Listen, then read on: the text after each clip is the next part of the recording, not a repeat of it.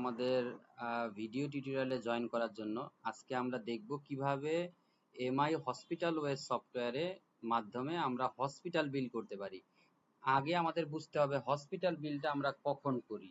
Normally OPD doctor প্রেসক্রিপশনের জন্য OPD বিল করা হয়, আইপিডির ক্ষেত্রে ভর্তি পেশেন্টের জন্য আইপিডি বিল, ফার্মাসির ক্ষেত্রে ফার্মাসি বিল, ইনভেস্টিগেশনের জন্য ইনভেস্টিগেশন বিল।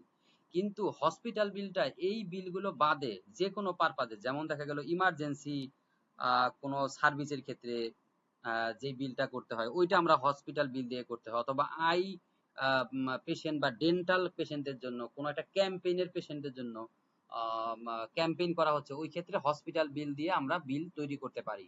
তো আমরা তাহলে দেখি যে কিভাবে তাহলে হসপিটাল বিল তৈরি করতে হয়। তাহলে আমরা প্রথমত হসপিটাল বিলের পেজে যাব। যদি পেশেন্ট অ্যাড করতে হয় তাহলে এখান থেকে আমরা পেশেন্টটা অ্যাড করে নিব। যদি এক্সিস্টিং পেশেন্ট হয়ে থাকে তাহলে এখান থেকে মোবাইল নাম্বার দিয়ে সার্চ করব। যদি পেশেন্টের আইডি নাম্বার জানা থাকে তাহলে এখান থেকে আইডি নাম্বার চাপলেই তার পেশেন্টটা চলে আসবে। ভর্তি পেশেন্ট হইলে সেক্ষেত্রে এখানে আমাদের অ্যাডমিশন নাম্বার দিতে হবে। ভর্তি পেশেন্ট নরমালি হসপিটাল বিল করা হয় না, তাদেরকে আইপিডি বিলই করা হয়, তাহলে এটা আসলে হবে না। আমরা এখানের ভিতরে আইটেমটা সিলেক্ট করে দিতে পারি যে তার জন্য মানে কি বলে কোন সার্ভিসটা এখানের ভিতরে দিতে হবে।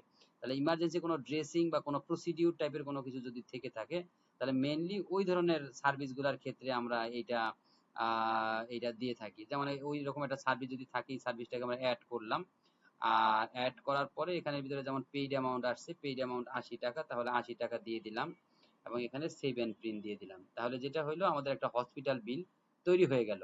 তাহলে মূলত হসপিটাল বিলটা আমরা কোন সময় ইউজ করি এইটা খুব ইম্পর্টেন্ট।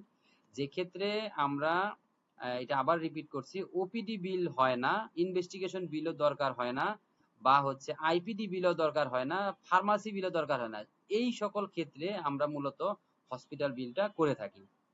সবাইকে অনেক অনেক ধন্যবাদ। আমরা হসপিটাল বিলটা দেখলাম। আমার ভিডিও দেখার জন্য। যদি কোনো কোশ্চেন থাকে আমাদের যে কল সেন্টার আছে কল সেন্টারে যোগাযোগ করলে আমরা উত্তর দিয়ে দিব। ধন্যবাদ।